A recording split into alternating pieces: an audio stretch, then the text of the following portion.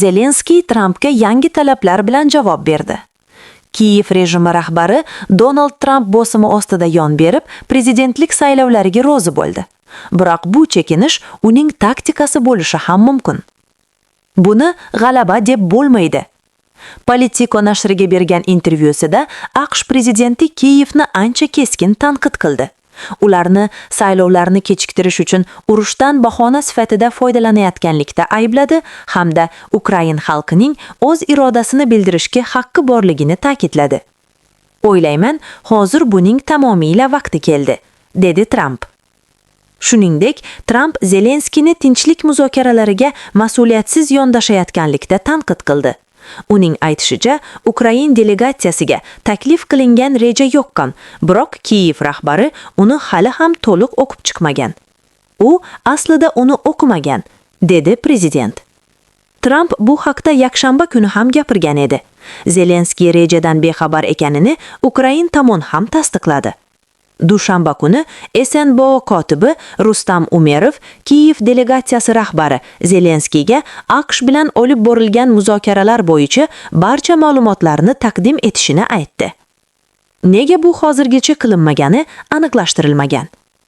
Intervyuda Amerika prezidenti Kiyev uchun noqulay bo'lgan boshqa masalalarni ham eslatdi. Jumladan, Ukraina hech qachon NATOga kira olmasligini, bu hatto Vladimir Putin talab qilmasdan oldin ham ayon bo'lganini aytdi. Shuningdek, Zelenskiyni o'zini qo'lga olib taklif etilgan shartlarni qabul qilishga chaqirdi, chunki u yutqazmoqda. Rossiya butun mojaro davomida jang maydonida ustunlikni saqlab kelgan. Ukraina esa o'z hududining qariyb chorak qismini yo'qotgan. Buni aniq g'alaba deb bo'lmaydi, dedi Trump. Keskin tanqiddan so'ng u bir nechta kinoyali maktub ham qo'shdi. AQSh prezidenti Zelenskiyning savdo qilishdagi iste'dodini alohida ta'kidlab, uni mashhur shoumen va sirk tashkilotchisi Finais Barnumga qiyosladi. Biz tayyormiz. Oradan bir necha soat o'tib, Kiyev rahbari saylov o'tkazishga tayyorligini tasdiqladi, biroq darrov izoh ham berdi. Avvalo aytmoqchimanki, bu masalani men hech kim bilan muhokama qilmadim. Ikkinchidan, menimcha Ukrainadagi saylov masalasi bizning xalqimizga bog'liq. Bu Ukrain xalqining masalasi, boshqa davlatlarniki emas, dedi u Ukrain jurnalistlariga. Shunga qaramay, u saylov 60-90 kuni ichida bo'lishi mumkinligini bildirdi. Biroq o'z talablarini ham qo'ydi. Men AQShdan, balki Yevropa hamkorlari bilan birga saylovlarni o'tkazish uchun xavfsizlikni ta'minlashda yordam berishini so'rayman, dedi Zelenskiy. Uning aytishicha, Oliy Rada harbiy holat sharoitida saylov o'tkazishga doir qonunchilik takliflarini tayyorlashi kerak. Shuningdek, energetika infratuzilmasiga zarbalarni vaqtinchalik to'xtatish bo'yicha kelishuv taklif qildi. Ukrainada prezident saylovi 2024-yil 31-mart kuni o'tishi kerak edi. Biroq harbiy holat va umumiy safarbarlik sababi bekor qilingan. Uning vakolat muddati o'tgan yilining 20-mayida tugagan. AQSh Venesuela yaqinida neft tankerini qo'lga oldi. Caracas esa buni qaroqchilik harakati deb qaraladi. AQSh kuchlari Venesuela sohilida joylashgan bir neft tankerini qo'lga oldi, dedi prezident Donald Trump. Bu Washingtonning Nicolas Maduro hukumati ustiga bosimini keskin kuchaytirganini anglatadi. Biz hozirgina Venesuela sohilida bir tankerni qo'lga oldik. Katta tanker, juda katta, hatto hozirgacha qo'lga olingan eng katta tanker, dedi Trump Oq uyda muxbirlar bilan suhbatda. AQSh bosh prokurori Pam Bondi bu kemani Venesuela va Eron sanksiya qilingan neftini tashish uchun ishlatilgan xom neft tankeri deb ta'rifladi. Caracas esa bu harakatni tezda qoralab, uni xalqaro qaroqchilik deb atadi. Bungacha prezident Maduro Venesuela hech qachon neft koloniyasiga aylanmasligini ta'kidlagan edi.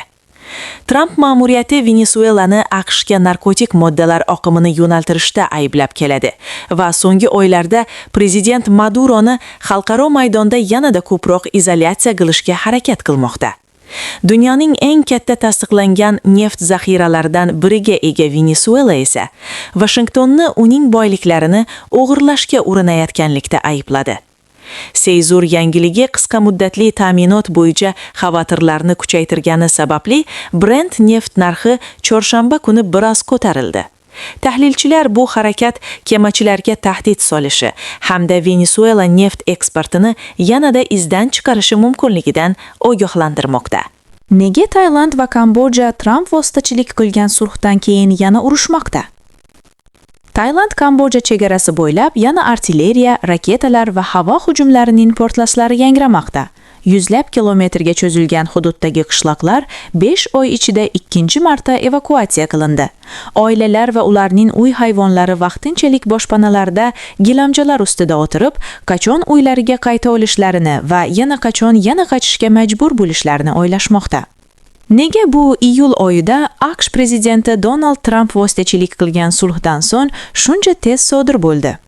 Bu yakshanba kuni sodir bo'lgan kichikdek ko'ringan bir voqea bilan boshlangan. Tailand armiyasiga ko'ra, chegara hududidagi bahsli yerda yo'l qurayotgan tailandlik muhandislik guruhi Kamboja qo'shinlari tomonidan o'qqa tutilgan. 2 nafar tailandlik askar yaralangan, lekin ikkisining ham ahvoli og'ir emas. O'tmishda bunday hodisa tezkor diplomatiya bilan hal qilinishi mumkin edi, ammo bu yili bunday diplomatiya deyarli bo'lmadi. Aksincha, bu ikki qo'shni o'rtasida ulkan ishonchsizlik paydo bo'lgan. Hatto Trumpning bitim tuzishdagi mahorati ham bu bo'shliqni to'ldira olmadi. Siyosiy va sport yangiliklarini biz bilan kuzating.